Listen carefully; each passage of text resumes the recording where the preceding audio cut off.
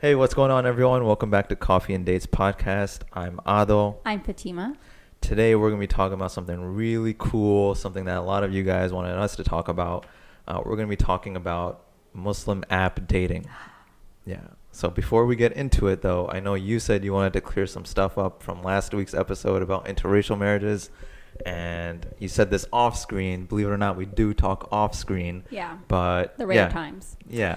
Yeah. So there were just a few things I wanted to clear up. So one of them was we didn't really talk about the reasons why. I mean, we talked about a lot of reasons why, you should look into like people outside of your culture, but there are reasons why to look into people within your own culture, which, I mean, a lot of this is implied because it is like the norm, but if you're someone who is very cultural yourself, and culture is like a big part of like your daily life, or it's a big influence for you, and it's very important that your partner also practices like whatever. I think that's something, that's a preference that that totally makes sense. And I think, yeah. Wait, were there people saying like we're just like promoting it, like, hey, you should definitely just marry someone outside your culture? Were you guys thinking that? I don't know. No. I think I was after re-listening to it, I was like, I feel like we have some kind of agenda, and we don't. I feel like there are definitely people that should look into like your own culture, and it's totally fine if you do that. But yeah. So I just wanted to say that. Yeah. Oh, and then the other thing was, okay, so yeah, if you are very cultural yourself, and the other thing is, if you think your family is going to make this person's life miserable, like not in a like, oh well, we don't feel comfortable with this person kind of way, but like, we will never accept this person kind of way, I think you should also consider, that person's future. Like there's going to be very hard things that happen in life, and in-law support can be very important, or sometimes even very crucial. And sometimes like for some people, not having that can be a deal breaker. So I think that should be something that's very clear to you early on when you're pursuing someone. Like, oh, is my family at least going to make this person like, or will they try, Yeah, no, I mean, I think we speak from a very privileged position where both of our families are very on board with our marriage, and they were since day one. Okay, so let's get back into the actual topic at hand today, Muslim app dating. And I kind of wanted to ask you about this because, like, when people ask me, like, how was my experience on the Muslim apps, Muslim dating apps, and they're like, because we met on an app, full disclosure, we're not going to say which one until we get sponsored, but yeah. We got married where we met through the app, and then we got married shortly after we met on the app. But when people ask me what my experience was like, I always say like it was horrible. Like it wasn't, it was a success, but it wasn't always a success, because I was on the apps for years, and it was like trial and error, like feeling like I hurt someone else's feelings, getting my feelings hurt, and just like it just rinse and repeat because it kept happening. So it wasn't a fun experience, is what I'm trying to say. I wanted to know what your perspective on it is, like what your overall perspective is on Muslim app dating. Yeah, I would say if you're someone who's enjoying the apps, you're probably doing it wrong. Yeah, that's. How could you be enjoying the app? Like, hey, like some guys like, yeah, I've been on the app for 5 years. It's been really fun, I love it. It's been great. Yeah, because it is like it's different. Even though like, and we'll talk about this later. It was modeled after Tinder. Like for us, it's a marriage app. So every time you don't get married, technically it's a failure. So yeah, my batting percentage. Like let's say if I talk to 50 girls, or I matched with 50 girls, I only married one of them. Yeah, so, it wasn't like great. I have a 2% success rate. Yeah. So what? 2% success, yeah. 1 out of 50. So I was like 2. You don't know math, do you? I just didn't want to say I talked to 100 girls because that would make me seem like I'm some crazy person. Yeah. But 50 is like. Yeah. So 1 divided by 50 is 2%. I believe so. Yeah. I could be wrong myself, but yeah. So it like you said, I always felt a little weird about it. I feel like our community can do better when it comes to Muslim dating apps, just because like there's salams and there's Muz Match, or called Muz now, or whatever. Mm-hmm. But salams was called Minder when it first started, and Minder was a play on the word Tinder, and Tinder is literally a hookup app. So when you're modeling an app that has a completely different purpose than what you want your app to be, then like it's like doesn't seem like the right approach. You know, and I'm not saying like these people who created Minder or Salams or Muzmatch are doing the wrong thing or they had bad intentions. They obviously are doing a lot of good things. Like we have them to thank for our marriage and all that, but we just have to like understand like the app was modeled after something that was a hookup app. So what's your perspective on that? Like how do we get around that? Do we try building a new app, or do we try, you know, remodeling these apps into something that's more Muslim friendly? Yeah. I think we already have resources that probably are better suited for Muslims. I mean, there's like, I think an app called like Sunnah Match, where like you actually just end up like talking to like the person's wali right away, or like there's no direct like interaction. There's, you know, Half Our Deen. There's like a lot of these apps that are made, like I think, I mean, like all of these apps are made for marriage in mind, but I think these apps are like a little bit more like suitable for marriage. But I think the reality is, you know, they saw that like a certain demographic was, you know, using Tinder, and that's the demographic that, you know, is like interested in getting married for Muslims. So that's why they just felt like that would be the most engaging one.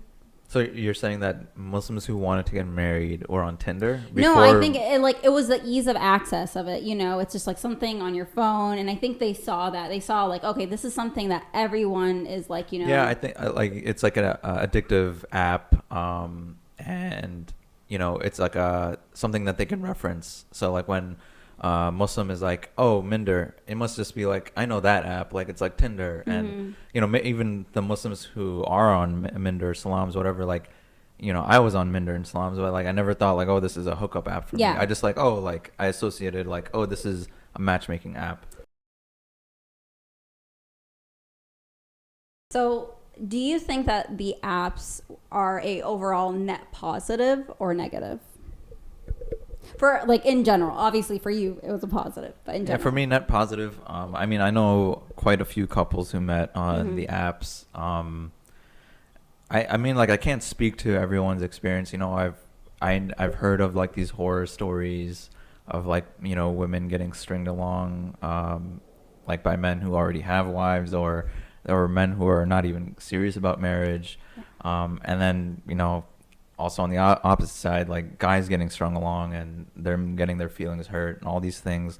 So the thing is, like, what I think that could change a little bit about the apps, or things that might make it a little bit more for serious people, like it can weed out a lot of like bad actors on the apps, is like having parents involved from the beginning, like having some way to connect parents on the apps right away. Like if I had matched with you, like your dad would have known I matched with you right away, type thing. Or, you know, my mom would have known I matched with you right away. Like just so that, like, you know, like one, I wouldn't say anything creepy, or two, wouldn't like just like, oh yeah, I'm just gonna talk to this girl, I'm gonna visit her or whatever, and then, you know, whatever, and then just like leave her alone, waste her time. I think like if parents are involved earlier, if there's a way to make that happen on the apps, then that would make it better. But again, I am in the opinion that people should have their parents involved from day one. Like it doesn't always have to be with a very, like, you don't have to be in a very serious situation to bring it up with your parents, is what I believe. I think, you know, having your parents involved with every single match is a little much. I don't like, I just think, I personally wouldn't have wanted that. Like, even, you know, my dad was like very like open and understanding, but I don't think I would have been super comfortable with him seeing like every single person I matched with and them like messaging him. You know what I mean? I feel like, because, you know, a lot of it. I don't mean message him directly, but like him having access to the conversation. Yeah, I guess that would have been fine. But I think your parents knowing that you're on the app maybe is what, like, you mean? Yeah, knowing you're on the app. And I'm not saying like, oh, they know all your matches, but like them having access to accounts. Like I think like like from the complaints I've heard about the apps is just unserious people, or people saying things that are just like totally like off-center and weird and like off-putting and creepy behavior, I think all of that would be like, a lot of it would be weeded out, because a lot of people would just have a lot of shame to say that in front of someone's father or mother, you know. So that's what I think. But yeah, go ahead. Yeah. I think that app exists though. Like, I think those apps do exist where like there is like a third person like on either side that can be involved. Yeah, I think even Muzmatch has that feature now, which is good. I think that's like a positive step, and I think you know, it kind of eliminates the idea that this is just like Tinder. Like they are creating features that are different, you know, and then making it more of a serious matrimonial app than just like, you know, guys is trying to be weird with girls. Yeah. I think that's a good point. What is your opinion on the people who would not want their parents to know, in terms of like, oh, I met this person, they're great, but hey, like, do not tell my parents like we met via the apps? I think that's really weird. I was in that situation once, where a girl told me like, oh, you know, if you meet my parents, like we're gonna have to find like a mutual friend to pretend like we met through that mutual friend. And I was just like, what? Like, you want me to lie to your parents the day I meet them? Like just getting the relationship off on like the completely wrong foot. I told her I can't do that, and like soon after we stopped talking. So I would have never been comfortable with it. I think that's kind of whack. I think that our generation needs to just like gain some courage and just like, it's not standing up to your parents, but just being straight with them, you know? Like, not everything is as serious as we think it is. Like, if you explain it to them, if you actually talk to them, they're reasonable people, you know? And I think they understand we're in a different country than where they may have came from. So like, things operate differently, and we live in a different time. There are apps on our phones now, before people don't even have personal phones, you know? So it's just a whole different world. And I think if you actually sit down with your parents, they're very reasonable people. And I think a lot of us in our generation, like, we're just terrified of them for whatever reason. So what are your tips for, you know, someone who's saying like, I haven't had like great luck with finding serious people. I am really serious about getting married, but I keep ending up like talking to these people who like end up being dead ends. What would you say to someone like that? I think like, I mean, I'm just gonna echo what you've told me before, and what you always tell me that you tell your friends is, have a way to weed out people very early on. And like, I know you say like timeline and just red flags. Just like find out what their timeline is, and then whatever red flags you may have about a person, and go about it that way. I mean, you can speak more to that if you want, but another thing I want to say is that I think the best way to be on the app is like, don't think about what you want, but show the people what you bring to the table. Mm-hmm. So if you're creating like your profile, it shouldn't say looking for 5'3" and above, you know, housewife, doing this, doing that, like this background. Your profile should say exactly what you are. Hey, I'm 5'10". I work this job. I make around this much money.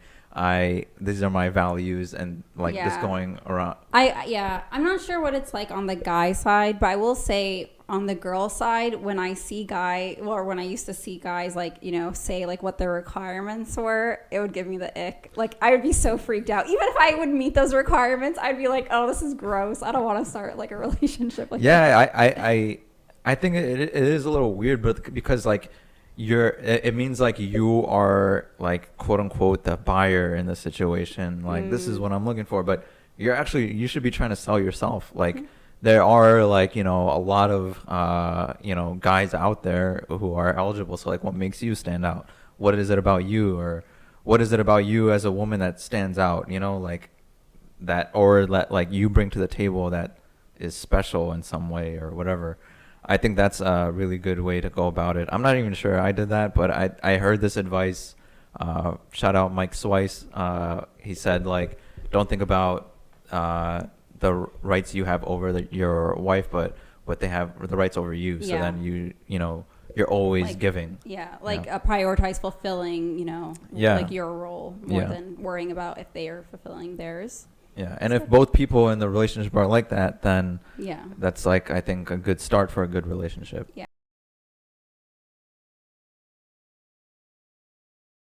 So I'm kind of curious, what was like your strategy when you were on the apps? So like you were saying, I was pretty strategic about it towards the end. I feel like at the end I had it down, honestly. I feel like I spent like a lot of time like not understanding how to use it and wasting a lot of time. But one of the things I like realized is like ask all of your big questions first. Like don't wait. So if like there was something that was like a deal breaker, like that you realize like, oh, like I wouldn't have even thought this would be a deal breaker for anyone that you like from previous conversations, then maybe bring it up earlier on the next time you talk to someone. So for me, that was like for residency, I had like a 4-year contract where I had to live in a very specific town. I didn't have a choice in that matter. And I think I was very optimistic and just assuming people would like be understanding of that, and a lot of people weren't. So that was something I brought on, like I brought up like very, very early on. It's like, hey, I have to live in this city for 4 years, so that's just a given with me. Another thing is I would ask about timeline very early on too. I think now I'm kind of like understanding that like everyone has their own timeline. So like just because our timeline was very specific, our timeline was very fast. Like we matched and we got married within 6 months, and like for me like that worked really well. But maybe that doesn't work for everyone, and that's totally fine. But know what you're comfortable with and what your expectations are early on, and set them. Don't be scared of asking those questions early on, because if someone's serious, they're not going to be scared off on that question. I know like some people will say like, oh, that seems like a very intense question early on and everything. And I mean, what would you say like if a girl just said like, wait, so what's your timeline? Do you think that's a scary question? I don't think it's a scary question for someone who's serious, and I don't think it's like a scary question for anyone who is like thinking about this in a way that like, oh, I need to be in like, like I was saying before, like this romantic Hollywood movie. Mm-hmm. Because in a romantic Hollywood movie, no one asks on the first date like, oh, do you want kids? Like, yeah. That's like not a question. Or like, oh, yeah, do you pray like 5 times a day, or do you do this? Like, like those kind of questions aren't brought up in Hollywood first dates. So I think that's why a lot of people are kind of scared of those kind of questions. Yeah. And they think like, oh, it's not natural or whatever. But I don't know. I think that I think the root issue is that we're just kind of brainwashed into thinking that like we have to have this kind of romantic story to tell our grandkids. Yeah. And I also think the issue is we are the first generation of Muslims that have had to deal with this. I mean, this is halal dating, right? Like this is like the best we could get from the like yeah, it's experimental. It's very experimental. We don't have like a guideline for this. We can't ask older generations about this. I mean, like people have been meeting online, for since the internet started, and actually both of our older siblings met their spouses online before any of these apps existed, just in different ways. So I think, while like that has been going on for a while, and I mean, it was way more rare, but being on an app specifically, to get married is very new. So I think we don't have a lot of guidance on it. And I think that puts a lot of people, girls specifically, in a situation where they can easily get taken advantage of. And, like be in like, be put in like haram scenarios, and like you don't want trying to get married is something that obviously is encouraged, and you're fulfilling half your deen, so you don't want to be in a situation where just to get to that you're doing haram, because you're not going to get anything good out of that like in that case the ends do not justify the means.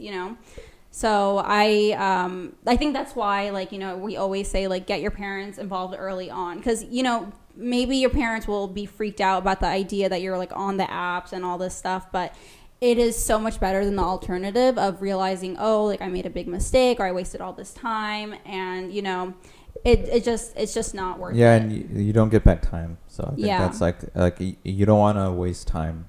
I think that's what it comes down to. Yeah.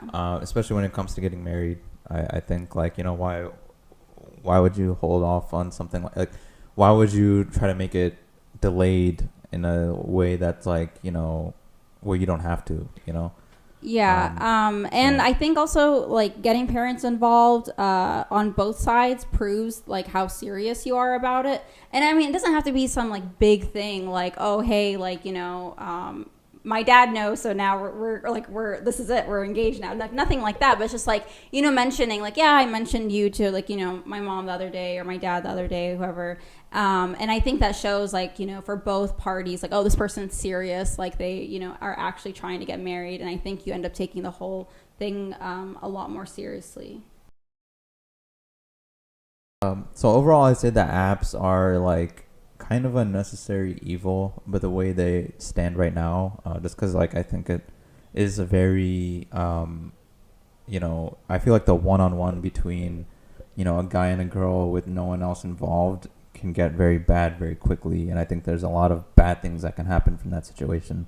So I think for right now, they're just a necessary evil. Like it's kind of like how things are done now if you want to get married. But, like, I think, like, if you have the opportunity to get married through, your mom finding someone or your parents finding you someone or, your friend finding you someone, just, like, or just going through to a rishta auntie and just, like, I feel like their success rate is better than, what apps are. So I think that exists as well. And I think I would... If someone was coming like, I haven't joined the apps yet, I haven't even started looking, what should I do? I would tell them like, yo, go find all the other avenues before the apps. And then if it all else fails, then maybe, Yeah, I mean, I think there's some limitations, though, to that strategy. Number one, you going through like a rishta auntie or your parents, like we would have never met in that scenario, right? I feel like your pool is so limited. You don't meet people like, and like, there's like a huge pool of people you don't end up meeting that you would have been perfectly fine with getting married to. The other thing is, like not all ethnicities, not all Muslim ethnicities in America have that kind of network that like a lot of, like especially Desi people have who, like you guys are so organized with it and like have like bio datas and rishta aunties and all this stuff. And a lot of like other ethnicities really aren't connected that way. So I think, so for me, basically my parents, they know people. Like if I ask them like, hey, who do you know, it's going to be people overseas. Like they didn't know that many people in America. So like that pool was very, very, very small for me. And I think that's the way for like a lot of people who end up being on the apps. Yeah, I mean, I understand that. And I think that, if I was saying like, if all of those other options fail, like if you're talking to your parents and they're like, well, we only know people in the UK and wherever, and then then you go on the apps. Or but like if like a person whose parents may be more connected in the community or know a lot of people, then I think you should take that route before you go on the apps, just because I think the apps can get dangerous very fast. And I think that you can get like you can get sucked in and be strung along and people get hurt and you can hurt someone and it can get bad. So that's why I say like as a last resort, if you don't have any other options, then the apps are obviously good. I think I felt like my mom wasn't gonna be able to find someone for me, right? So that's why I joined the apps. So I mean, my mom's network isn't that huge, but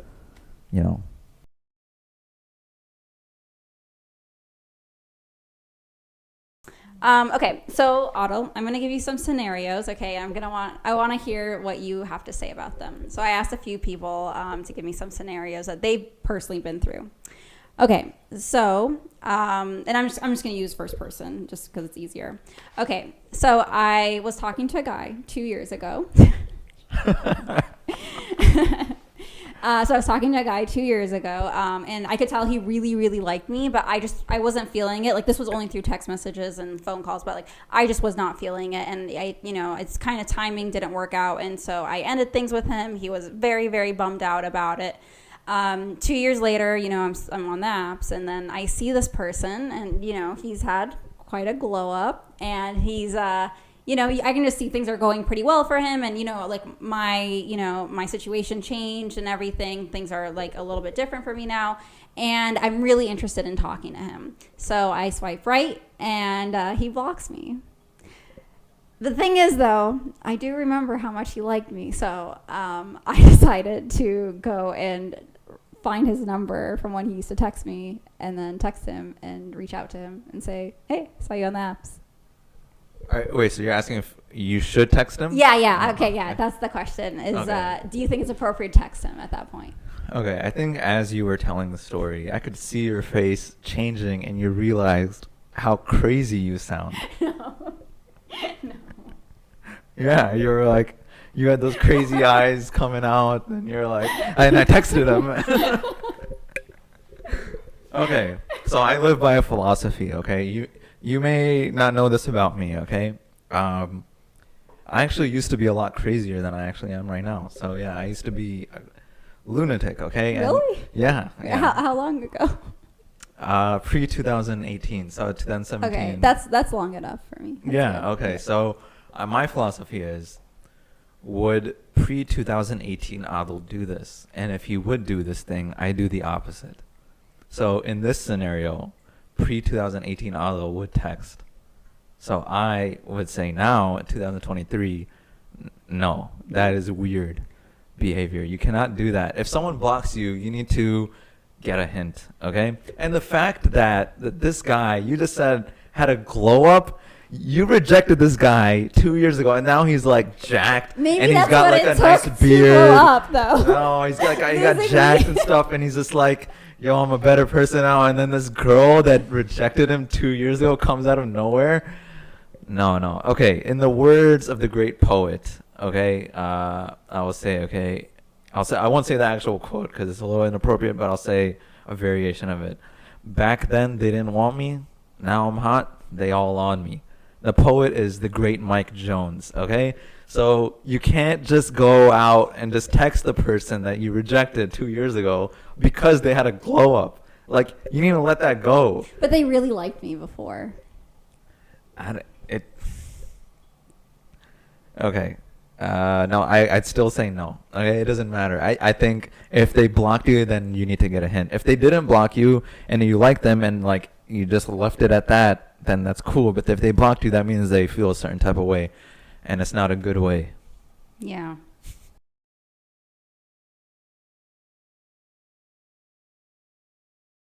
So another scenario is a friend meets a guy on the apps. Everything, like ticks off really, really well. He ends up, checking off all of her boxes and seems like a nice guy. They meet in person and something just doesn't feel right.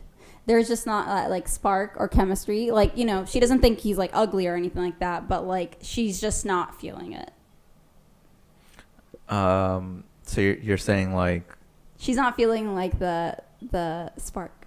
the spark. Yeah. But everything else. Perfect. But no spark. Yeah, it's just like God, I feel like he could be my friend. You know where the word spark comes from? What?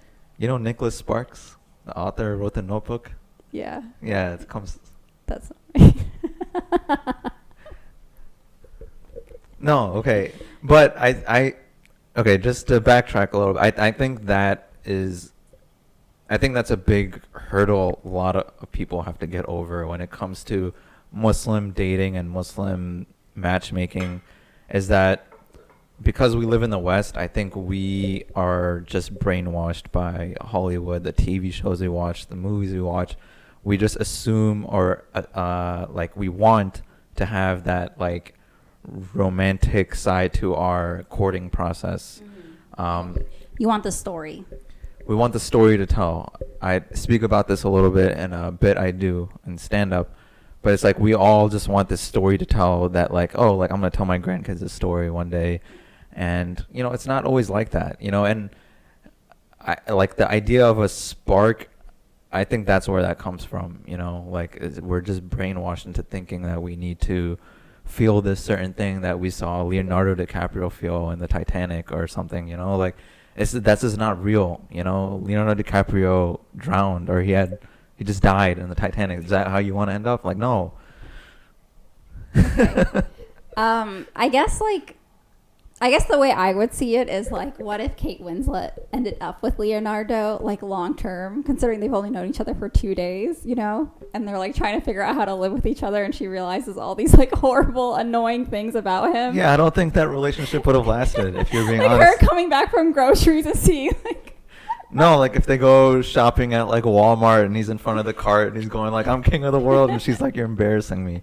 You know, get off the cart, please. Yeah. So spark isn't always. I mean, it's not going to be the thing that's going to make your marriage last. Yeah, and it's not. Yeah, and the thing is, you're gonna feel if everything else, I'm saying like everything else like checks the boxes of what you're looking for, and you find this person attractive, you value the same things and everything. The spark doesn't have to be there, you know. I don't think that's like a requirement. Yeah. I just think that's a made up thing by Hollywood. Yeah. No, I totally agree. I think, I think especially with, you know, how I think the most optimal way, honestly, is like trying to, you know, when you match with someone, trying to, you know, get your nikah done as early as possible. Because I feel like a lot of the reasons why people delay these things aren't like super valid or like very, very good reasons. Wait, what are the reasons? You know, usually it's like, well, you know, when I'm done with, you know, this like big test, or when I'm done with school, when I get this job, or like, you know, oh, like when my parents, you know, like when I can tell my parents in a few months, like, you know, like, I just feel like I don't know, there's a myriad of reasons. I didn't care about them. Like as soon as someone told me like, oh, there's a reason why I would delay this, I would just be like, that's not going to work for me. So basically, if they don't fit your timeline, then you would just be like, all right, like. Yeah, and deuces. so when you do it that way, you know, it's a very short amount of time to get to know someone before you're getting married. So I think like, you know, we like both men and women need to be more realistic with like the intent behind, you know, getting married and like the things that you're looking for. I think one of the things that arranged marriages got right was the idea that like love grows after marriage and not before. Like it's not a requirement to actually get married. So like I heard this like one analogy where it was this like, so a love marriage is like a boiling hot like, you know, bowl of soup, and then you get married and it only cools down, versus like an arranged marriage is like a bowl of like, you know, room temperature soup, and then you have to work together to make it hotter. So I think, you know, things like, oh, spark or chemistry and stuff, they can all come later on. I don't think, you know, that's going to be something you're thinking about anyways, like after you get married. But, you know, you will be thinking about like, oh, he doesn't like, you know, help me at all around the house, or like, you know, I don't know, like you guys have like different like financial like disagreements and stuff. Like that's the stuff that's going to like end up being like very big like issues. And sometimes when you do have that spark and you are like, you know, really, really excited about it, and, you know, have your like, I don't know, like when, you know, you can kind of get, you know, your judgment clouded very easily because you like this person so much. And you could end up missing like a lot of really big red flags. I personally feel like a lot of red flags show up after you get engaged, because, you know, suddenly that person's like a lot more comfortable. And like, I think, you know, personalities come out a little bit more, especially with planning a wedding, you know, like, conflict resolution and all those things start getting into play. And sometimes you can just be like, oh, you know, yeah, he said that really weird thing to me, but whatever, you know, like I just want to get married, you know? So, yeah, you kind of just like put those things aside, and you don't realize how big they are until it might be too late. Yeah, and, exactly. Versus like, you know, just being like, you know, a lot more not strategic, but, you know, like more, I don't know what's the word, being a lot more like reasonable about it. If you see those things, you're like, well, I mean, it's not like your like feelings are caught up in it, so it's like, oh, why would I, you know, deal with this if I don't have to? I think like pragmatic. Yeah, pragmatic. Yeah. So I agree. Like I think if you are, you know, talking to someone and you've only been talking to them for like, you know, let's say a week or something, or 2 weeks, and something comes up where you're like, where you find like a red flag or something that like, oh, they don't deal with conflict the way that I would want my, you know, husband or wife to deal with conflict, then you're able to let go of that, you know, pretty easily. Relationship pretty easily, yeah. Whereas like if you know, meet someone, you feel the spark, and sparks are flying, and then you get into it, and then you're talking to them for months, and then you get engaged, and then you realize like, yo, this person like has like weird anger tantrums or something. Then it's like harder to be like let go of that situation because you may already be in too deep, you know? Yeah, I think sometimes like people find like fights exciting before you get married. Or, like, I don't know. I feel like people do, like, especially girls. I know a lot of girls who actually do find fighting like weirdly exciting because they're like, oh, this is just like how we are and stuff. That's not going to be fun after you get married. You're going to be so sick of it. So you're already going to have fights with marriage. So like you don't want to add that layer as like a personality, you know? Yeah. No, I get that.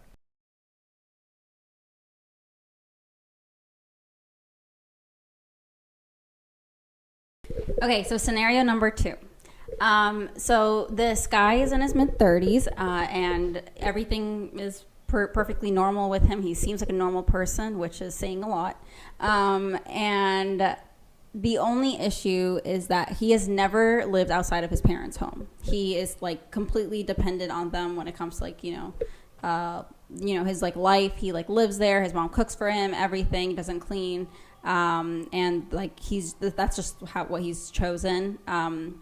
Is that a red flag? No, I don't think so. I think that's more of a green flag. I think that's like, hey, go, go, go. Yeah, I think it would be a red flag if a guy like left his parents' house while single. Like there's only so many reasons to do that, and I think a lot of them are bad reasons to do that. Like, one, they may not be close to their family, which is, I think, for a lot of people, red flags. And two, like, they just want to go and like do things that are bad, and they want that independence. Want privacy. They want privacy to do certain things that are not great. So I think that's a red flag, and not the other one is a green flag. Go, go, go. Find this mid-30s guy living with his parents. I think that's a good thing. Okay. Interesting. Yeah. Okay. So you don't think it's weird though that he's just not independent whatsoever and he's in his mid-30s? I mean, like independent meaning what? Like he doesn't like, do laundry? Yeah, I mean, he like, I think the scenario that like, is concerning is like if his mom and dad were out of town for a whole like, month. I don't know how this guy would survive, kind of thing. I'll tell you how he'd survive. Okay. So this guy has been living with his parents since he has had a professional job, right? So let's say he makes around $80,000, okay? And let's say he's 34 now. So he's been, let's say 11 years working a professional job at $80,000, okay? So that's a lot of money he has saved up. What he can do for that month is hire a nanny and have her do all those things for him, okay? So that's just called being smart, okay? So I don't think it's a red flag. It's a green flag. Go, go, go. Okay, but then what does this mean after we get married? Am I his nanny? You're not taking this seriously, Adil. No, I think it is. It could be a red flag. It can be a red flag, but it would have to be you would have to dig in more to the scenario. You can't just look at it on the surface and say like, oh, this guy is a lazy person or whatever, or he doesn't want to do things around the house. I think it might just be that his mom is like, no, guys don't do this. Like, they're very traditional where they're like, guys don't do this, girls do this, and like, you stay out of the kitchen, don't clean the bathroom, don't do your laundry. I'm gonna do it because you're a guy. Like, that could be a scenario. And there's like sometimes you just can't control that, So I think that would be like, okay, you would have to dig into the situation. Or it would be like he's still living with his parents and his mom's like, hey, go do your laundry. And he's like, nah, you go do it. Like, you've been doing it since I was like, since I was a baby. So then that would be a red flag. Like, but I don't know. Like, you just have to dig into the situation more. Yeah, ask him basically. Yeah, but again, the red flag would be bigger red flag would be if he stayed outside of his parents' house. Just my opinion. Okay, so if a guy lives away from his parents for no reason. Yeah. But if it's for like work or school. Yeah, if he gets like a nice job, like, has to move for a really good job opportunity, of course, a guy should move. But if he has no reason to, then... Didn't you live outside of your parents' home after college? Okay, moving on.